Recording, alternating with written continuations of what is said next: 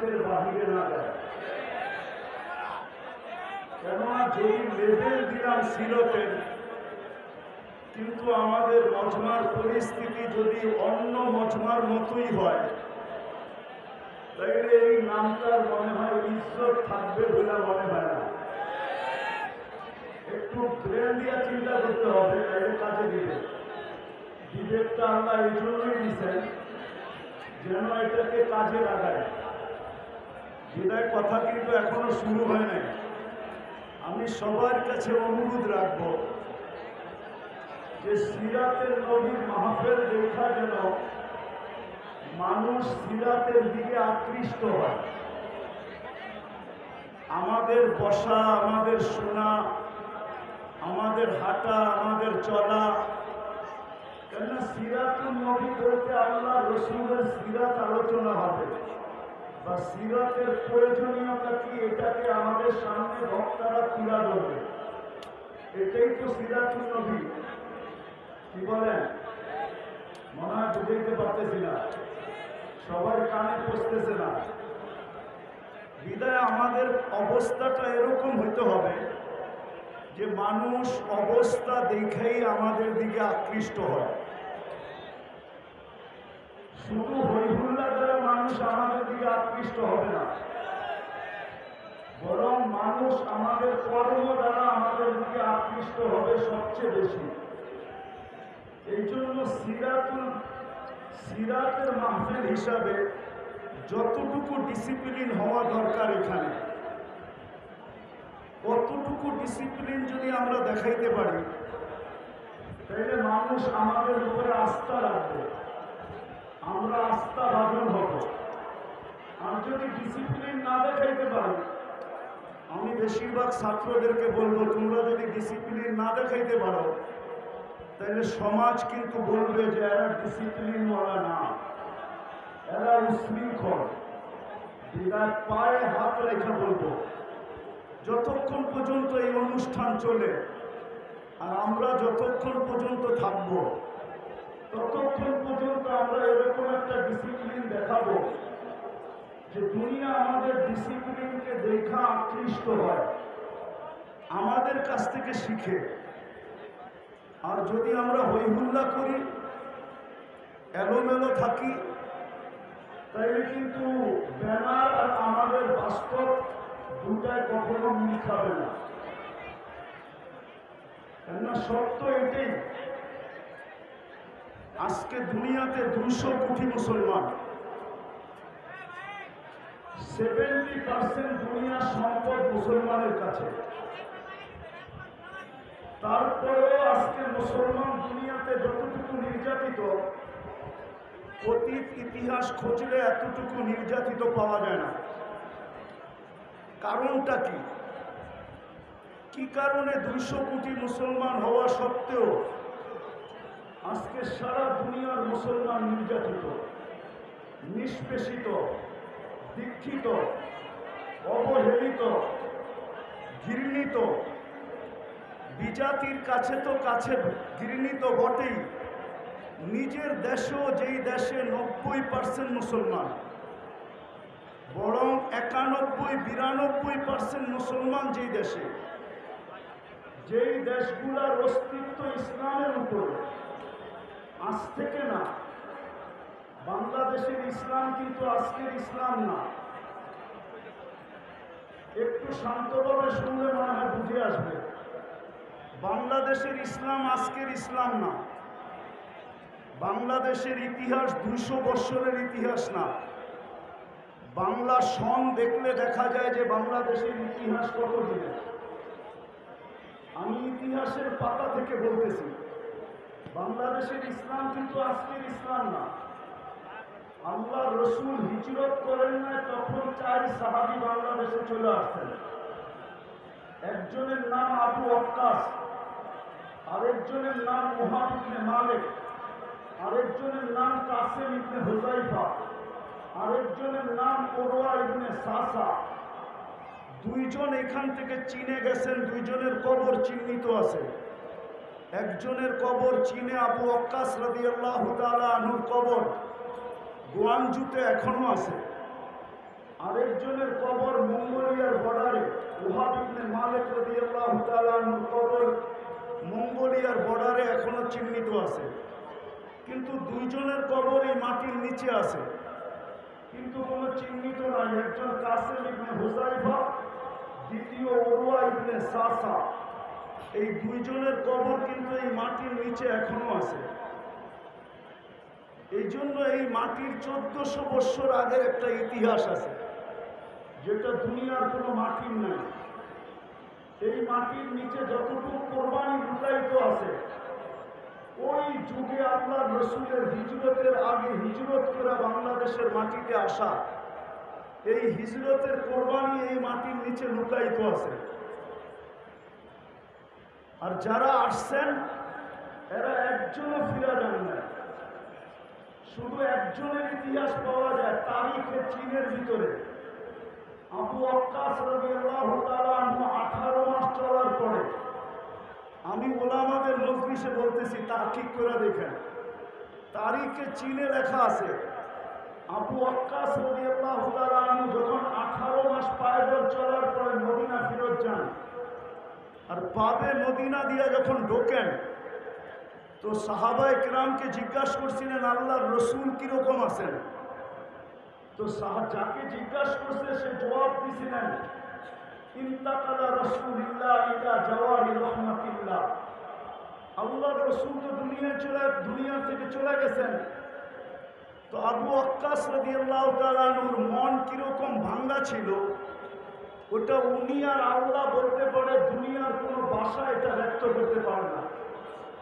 উনি মসজিদে নববীতে গিয়ে সালাম দিয়া যখন ঘুমায়া পড়ছেন, তো স্বপ্নে যুগে উনি দেখছেন যে আল্লাহর রসুল বলতেছিল, আবা ওয়াক্কাস মা বাআসতুকা লিতারজি, আবু ওয়াক্কাস তোমাকে তো ফিরত আসার জন্য পাঠানো হয় নাই, তুমি ফিরত আসলে কেন? তো উনি ঘুমের থেকে উঠছেন, আবার উনি চীনের দিকে রওনা করছেন, যেইখানে আজকে ওনার কবর, যেইখানে ওনার আজকে কবর। আমি হয়তো 11 তারিখে ইনশাআল্লাহ 20 তারিখে পৌঁছবো ওইখানে, না আজকে রাত্রেই আমার সফর আছে। ফিরতি পথে আমি চায়না হয়ে আসবো, গুয়াংজু হয়ে আসবো। ওইখানে ওনার কবর আছে, উনি ফিরে আসছেন আর নিজের হাতে মসজিদ বানাইছেন। ওই মসজিদে এখনো ওনার হাতের লেখা খচিত আছে। মসজিদের নাম ছিল মসজিদ মুশতাক ইলা রাসূল। বাবার বিষয় কিন্তু মসজিদ মুশতাক ইলা রাসূল, আল্লাহর রসুলের জন্য পাগল প্রায় যেই ব্যক্তিরা, ওদের মসজিদ। তো যেটা বলতেছিলাম, আজকে 92% মুসলমান। তারপরও আমরা জানি আমাদের দেশে আমরা কতটুকু দীক্ষিত, কতটুকু বঞ্চিত, কতটুকু লাঞ্ছিত, কতটুকু আমরা অবহেলিত, কতটুকু আমরা নির্যাতিত, মনে হয় বুঝাইতে পারি না। সারা দুনিয়ার মুসলমান দেশে মুসলমান নির্যাতিত। কারণ কি? 200 কোটি সম্পদ, 70% আমাদের কাছে। দুনিয়ার তেল বলেন মুসলমানের কাছে, দুনিয়ার গ্যাস বলেন মুসলমানের কাছে, দুনিয়ার সোনা বলেন মুসলমানের কাছে, দুনিয়ার সবচেয়ে বড় টাকা মুসলমানদের কাছে। মুসলমানের চেয়ে বড় টাকা দুনিয়ার কারো কাছে নেই। 4 থেকে 5টা দেশ যদি এক হয়, তাহলে সারা দুনিয়া এরা কিনতে পারে। এত বড় টাকা মুসলমানের কাছে। দুনিয়ার সবচেয়ে বড় টাকা কুয়েতের কাছে, দুনিয়ার সবচেয়ে বড় টাকা ওমানের কাছে, দুনিয়ার সবচেয়ে বড় টাকা বাহরাইনের কাছে, দুনিয়ার সবচেয়ে বড় টাকা ব্রুনাইয়ের কাছে। তারপরও মুসলমান ঘৃণিত, অবহেলিত কেন? আমার প্রশ্ন বলতে পারেন, কথা বলার ঢংও বলতে পারেন। আমার বিশ্বাস, এটা আমি মনের থেকে বিশ্বাস করি, আমার উপরে যে কেউ আঙ্গুল উঠাইতে পারেন তাতে কিছু আসে যায় না, বিরুদ্ধে লিখতে পারেন তাও কিছু আসে যায় না। কিন্তু আমার মন বলে, আমার তাখায়ুল বলে, রাসূলুল্লাহ সাল্লাল্লাহু আলাইহি ওয়াসাল্লামের আদর্শের কারণে, যাকে আল্লাহ আদর্শ বানায় পাঠাইছেন।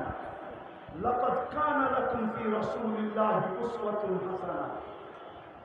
যেই হেদায়েতের চাওয়া আমরা প্রত্যেক নামাজের ভিতরে চাই, সূরা ফাতিহা ব্যতীত যেই নামাজ হয় না, যার ভিতরে মৌলিক বিষয় হলো ইহদিনাস সিরাতাল মুস্তাকিম।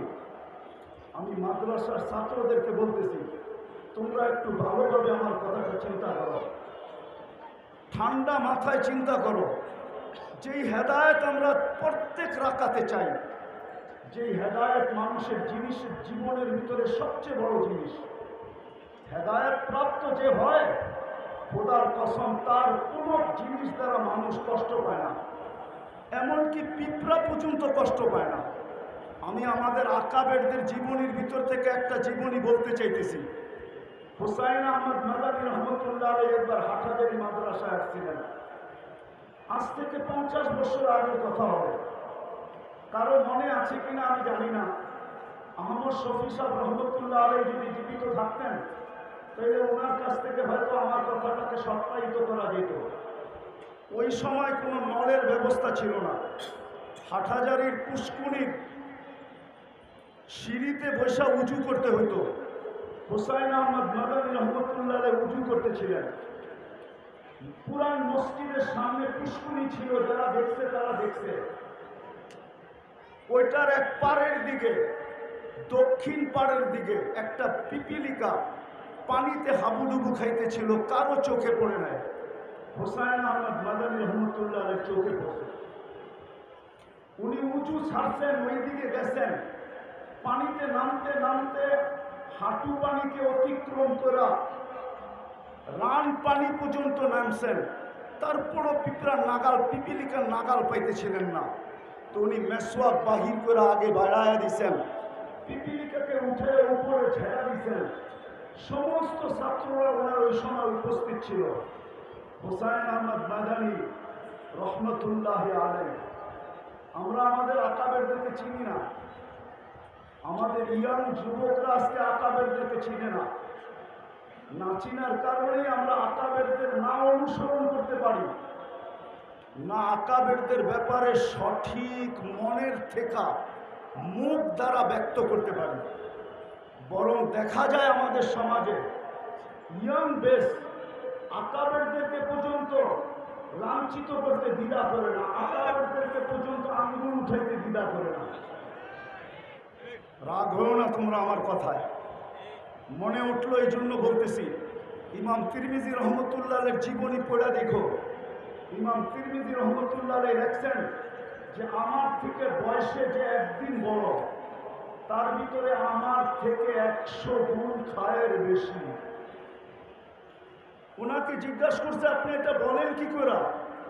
বলছে, খায়রুল কুরুনি কারনি আমাকে বলে, আল্লাহ রসুলের জমানার যে যত কাছে হবে তার কাছে তত বেশি খায়। আমাদের আকাবেররা আমাদের আল্লাহ রসুলের জমানার কাছে ছিল, আমি জমানার থেকে আজকে দূরে। আমার মুরব্বীকে বসা আছে, উনি আল্লাহ রসুলের জমানার কাছে আমার থেকে, যদিও আমার দাড়ি পাকা, ওনার দাড়ি পাকা, কিন্তু বয়সে উনি আমার চেয়ে বড়। আমি মনের থেকে বিশ্বাস করি ওনার ভিতরে আমার চেয়ে 20 গুণ বেশি খায়ের রাখা আছে। তো যেটা বলতেছিলাম, হুসাইন আহমদ মাদানীকে জিজ্ঞাসা করছে, হযরত আমাদেরকে বললেই তো পারতেন। তো উনি জবাব দিছিলেন, হাকাদা উমিরনা, আল্লাহর আমর আমার দিকে ছিল, বিদায় পিপিলিকাকে বাঁচানো আমার দায়িত্ব ছিল, তোমাদের দায়িত্ব ছিল না। রসুলের আদর্শ তো আমাদেরকে এটাই শিখাইতেন। আজকে সারা দুনিয়ার মুসলমান 200 কোটি হওয়া সত্ত্বেও দুনিয়ায় বর্তমানে যত আলেম ওলামা আছে, 50 বছর পিছিয়ে গেলে এত আলেম ওলামা ছিল না। আজকে যত মাদারেস আছে, এত মাদারেস ছিল না। আজকে যত হেফজোখানা আছে, এত হেফজোখানা ছিল না। আজকে যত খোতাবা আছে, অতীতে এত খোতাবা ছিল না। কিন্তু আজকে যতটুকু দুর্দশা, 50 বছর আগে আমাদের এরকম দুর্দশা ছিল না। কসম খোদা, আমার মুরব্বীরা আছে কিনা জানি না, কারণ বাজারের সভা ছিল। হযরত মাওলানা আব্দুল গফফার সাহেব রহমতুল্লাহ আলাইহি উনি কারণ বাজারের সভায় বয়ান করতেছিলেন। আমাদের রাষ্ট্রপতি এরশাদ সাহেব পাশে বসা ছিল। উনি তখন রাষ্ট্রপ্রধান। আব্দুল গফফার সাহেব হাসতে হাসতে বলতেছিল এরশাদ সাহেবকে লক্ষ্য করা যে আপনি আমাদের রাষ্ট্রপ্রধান, আমাদের একটা রীতি আছে। প্রথম দিন বাসর ঘরে যদি বউকে দেখতে হয় তাইলে আমাদের দেশে টাকা দিয়া দেখতে হয়। মধ্যখানে শালা শালীরা পর্দা ধরে, জামাই যতক্ষণ পর্যন্ত টাকা না দেয় তো পর্দা উঠায় না, নিজের বউয়ের চেহারা দেখতে দেয় না। আপনি আমাদের রাষ্ট্রপ্রধান হওয়া সত্ত্বেও আপনি আপনার বউকে এরকম খোলা ছেড়া দিলেন কি করে যে এখন একজন রিক্সাওয়ালা পয়সা ছাড়া আপনার ওয়াইফকে দেখে? ওটা একটা সময় ছিল, খায়েরের সময় ছিল। ওনারা আল্লাহর রাসূলের জমানার কাছে ছিলেন, আদর্শের উপরে প্রতিষ্ঠিত ছিল। এরশাদ সাহেব শুধু হাসতেন, কোনো প্রতিবাদ করেন নাই, কোনো জিদ বা হিংসা বিদ্বেষ ভিতরে নেন নাই যে আমি স্টেজ থেকে যায়া গফফার সাহেব তোমাকে দেখাবো তুমি কত বড় আব্দুল গফফার। কোনো প্রতিশোধ নেন নাই। কিন্তু আজকে কথা বলে স্টেজ থেকে নামা যায় না, কথা বলে স্টেজে বসেও থাকা যায় না। কেন এই দুরবস্থা? আমার প্রশ্নের জবাব দেন আপনারা, কেন এত দুরবস্থা? টুপিওয়ালা তো আগের চেয়ে বেশি, দাড়িওয়ালা তো আগের চেয়ে বেশি, নামাজি তো আগের চেয়ে বেশি, তাবলীগওয়ালা তো আগের চেয়ে বেশি, ওয়াজ নসিহত তো আগের চেয়ে বেশি। আমি কথা শেষ জায়গায় চলে আসছি। আজকে আমরা আল্লাহর রসুলের আদর্শকে শুধু একটা ব্যানারে আবদ্ধ করছি। সিরাত শুধু ব্যানারে আবদ্ধ আমাদের জীবনে না। আমরা সিরাতকে মানুষের সামনে তুলে ধরতে পারি না। রাগ হবেন না, পায়ে হাত রাখি। গত বছরে এখানে সিরাত মাহফিল ছিল, এর আগের বছরও ছিল, এই বছরও সিরাত মাহফিল আছে।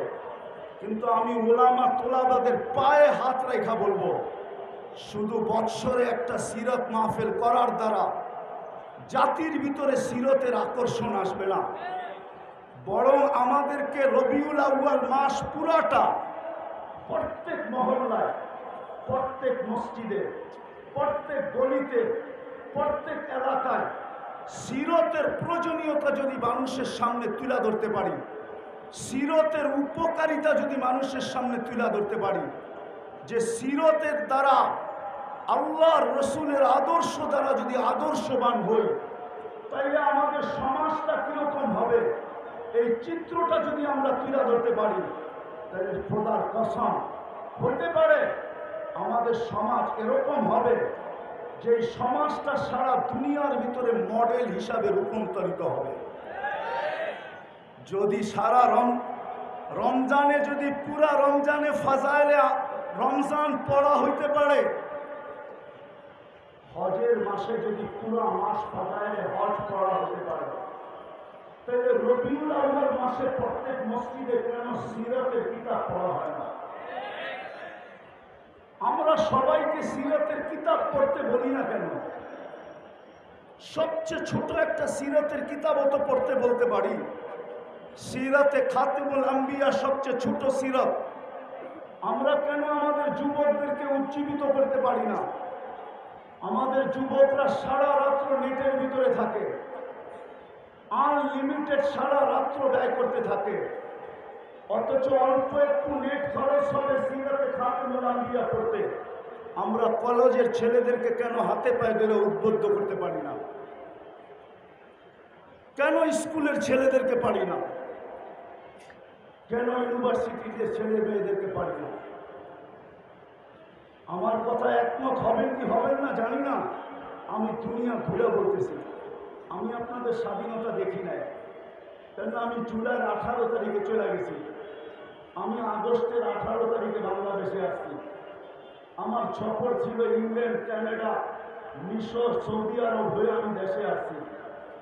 আমাদের এখন সময় আসছে, আমাদের উচিত স্কুল কলেজ সর্বত্র আমাদের উচিত, বিশেষ করে ওলামা তোলাবাদের উচিত এই রবিউল আউয়াল মাসটাকে কেন্দ্র করে প্রত্যেক গলি গলি সিরতের প্রয়োজনীয়তা বয়ান করা, প্রত্যেক মসজিদে সিরতের তালিম করা, আল্লাহ রসুলের আদর্শ সর্বক্ষেত্রে ছাড়ার কারণে আজকে আমরা নিজের দেশেও লাঞ্ছিত, বিদেশে তো লাঞ্ছিত লাঞ্ছিত, অন্যের হাতে তো লাঞ্ছিত লাঞ্ছিত, আমরা নিজেদের হাতেও লাঞ্ছিত।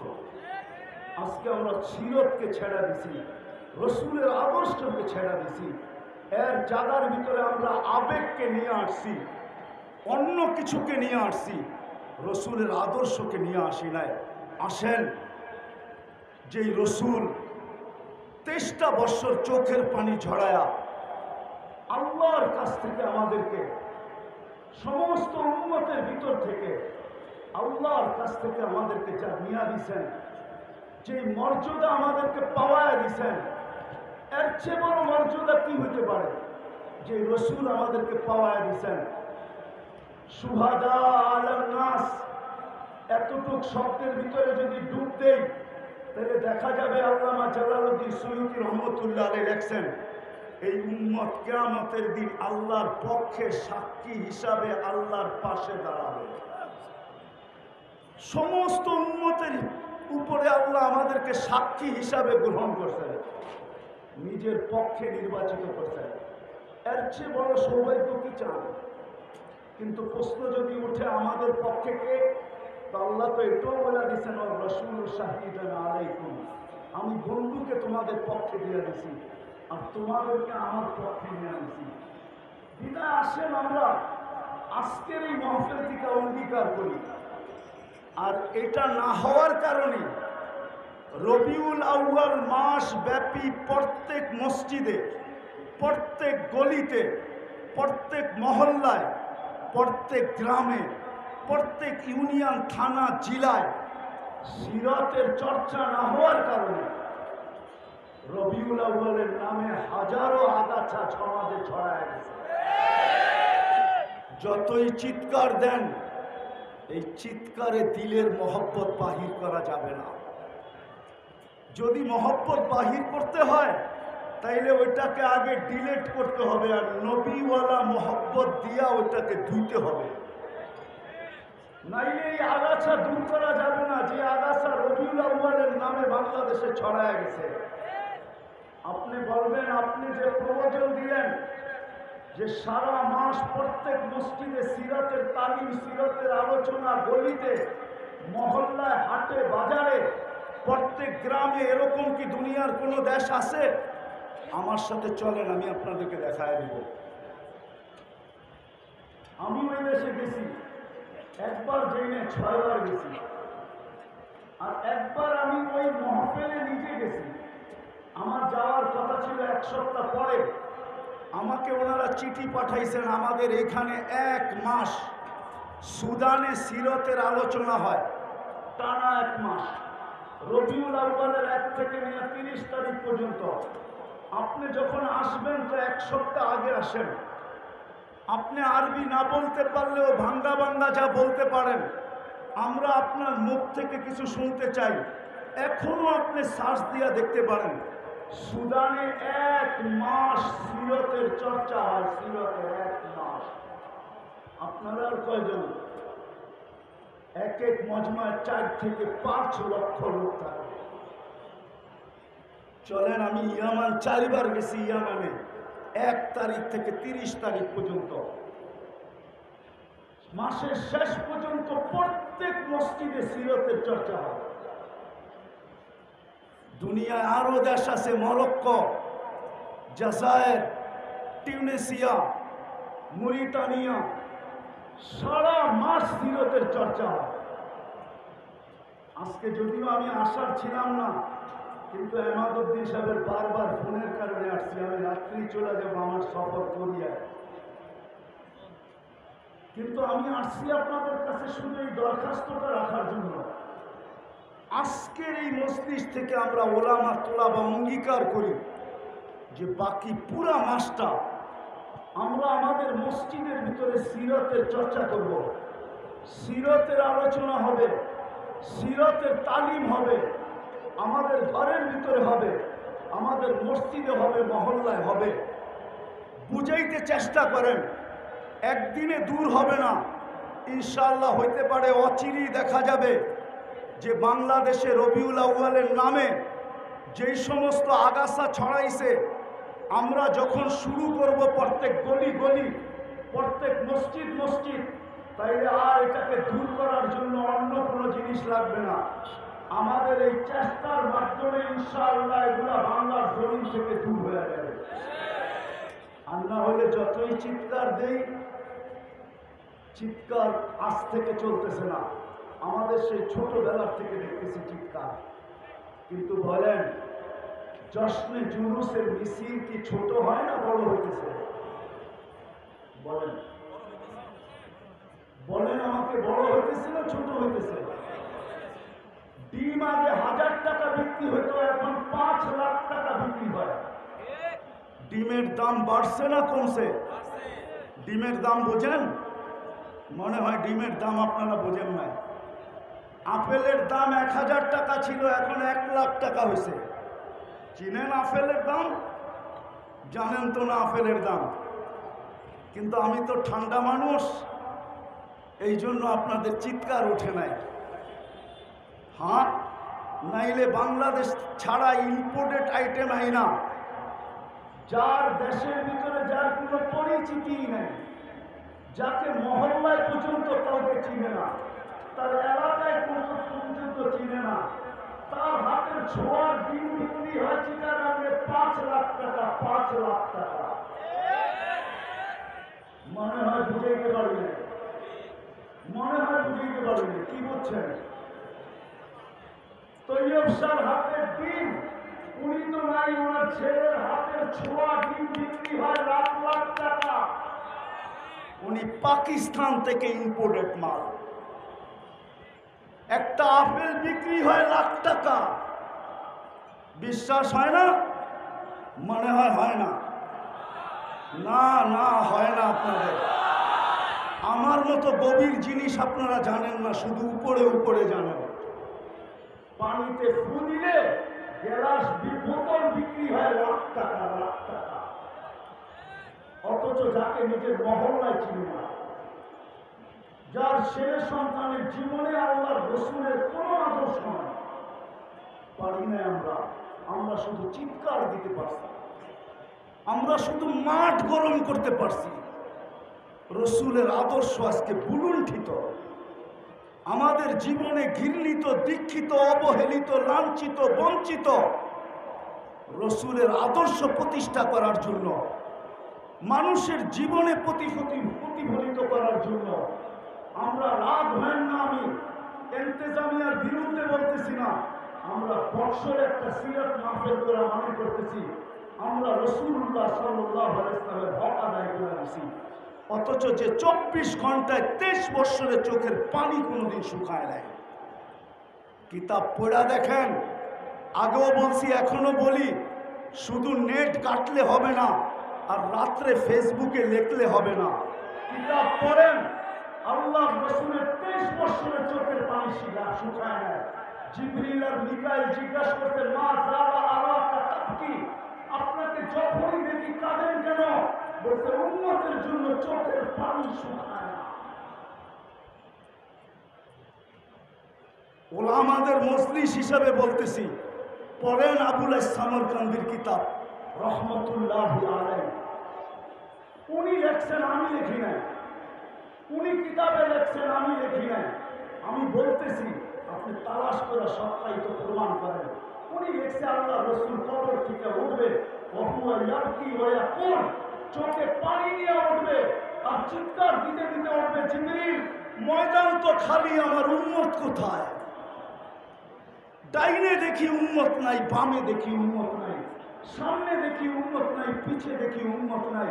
জিবরিল সান্ত্বনা দিবে, মা শাক্কাল আরদা আহাদুন ইল্লা আনতা, আপনি ব্যতীত জমিনের উপরে কাউকে উঠানো হয় নাই, উম্মত উঠে নাই, আপনি চিন্তিত হয়েন না, আপনি পেরেশান হয়েন না, উম্মত উঠে নাই, উম্মত হারায় যায় নাই, আপনার পরে উম্মত উঠবে।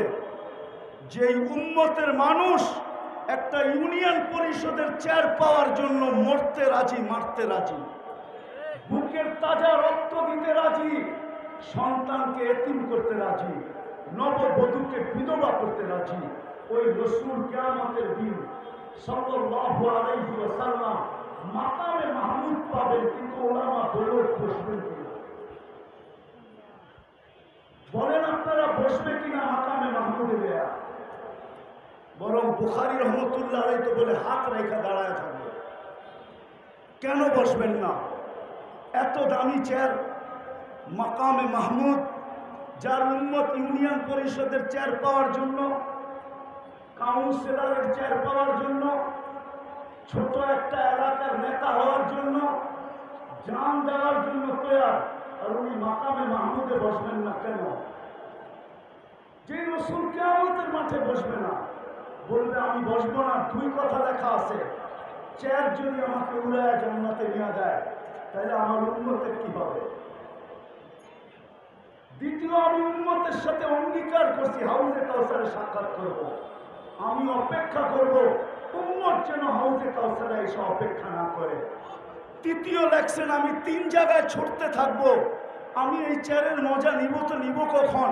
আমি তো হাউজে কাউসারে যে পানি পান করাবো, মিজানে যায় দেখবো পাল্লা কিরকম, সামনে ঝোঁকে না পিছে ঝোঁকে, আমি তো পুলসেরাতে ছুটে যাব, আমার উম্মত পার হতে পারতেছে কি পারতেছে না, আমি তো ময়দানে চিৎকার দিতে থাকবো উম্মতি উম্মতি বইলা, যদি ওনাকে সমস্ত নবী রাসূল চিৎকার দিবে নফসি নফসি বইলা, আমি তো 3 জায়গায় চিৎকার দিতে থাকবো, ছুটবো আর দৌড়াবো আর বলবো উম্মতি উম্মতি।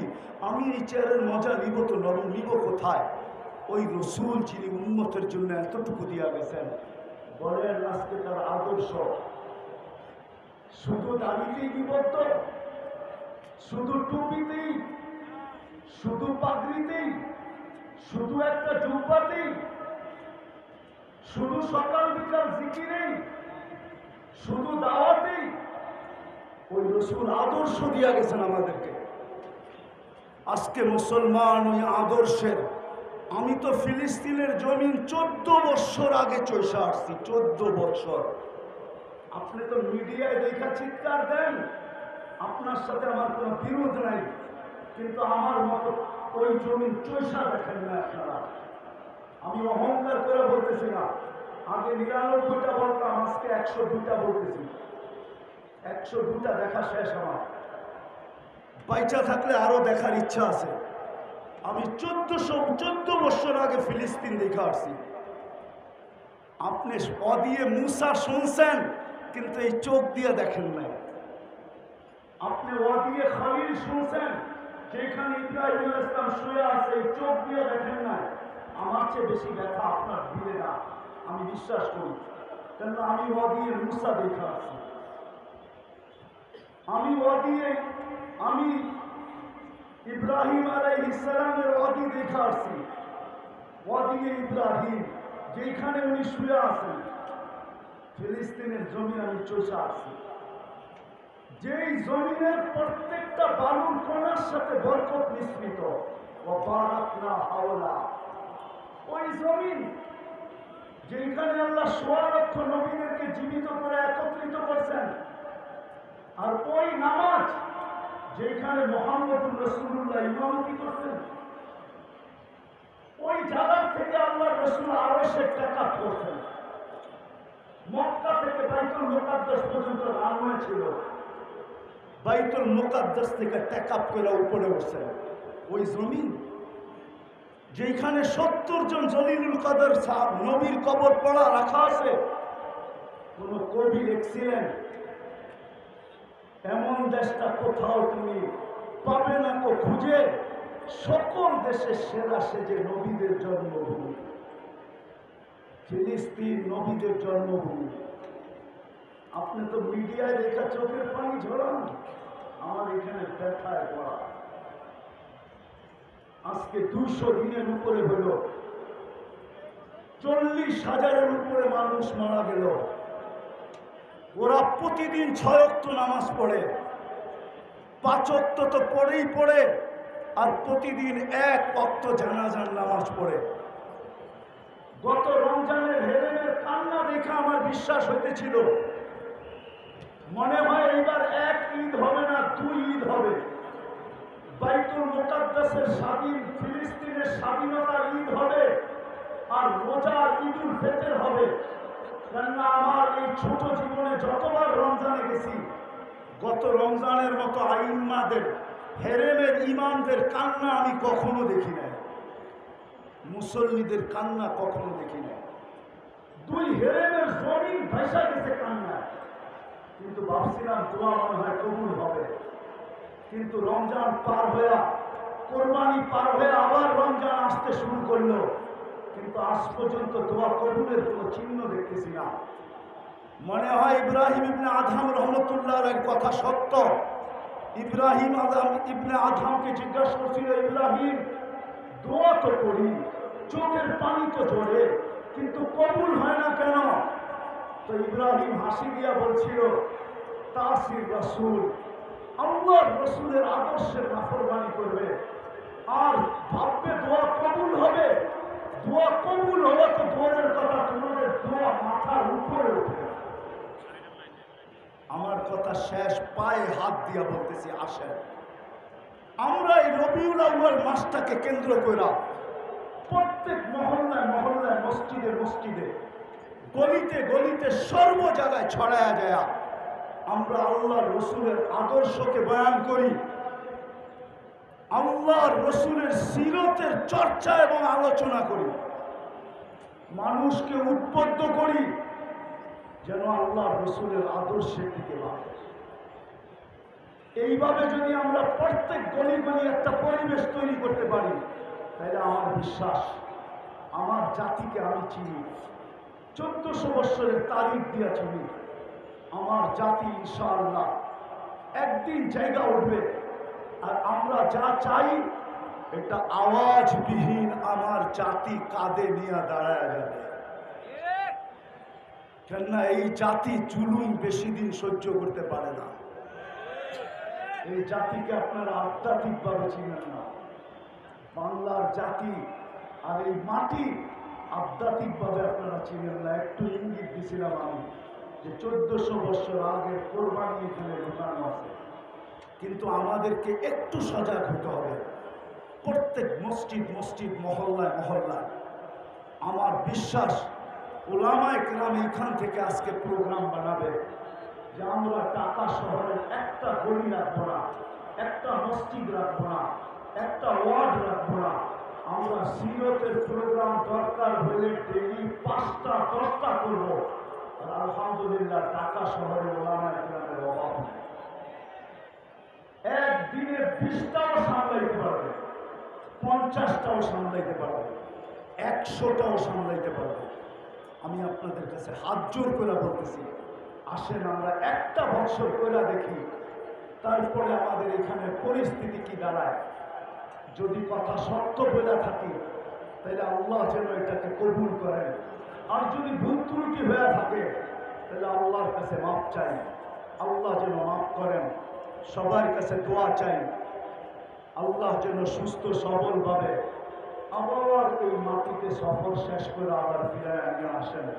ওমা আলাইনা ইল্লাল বালাগ।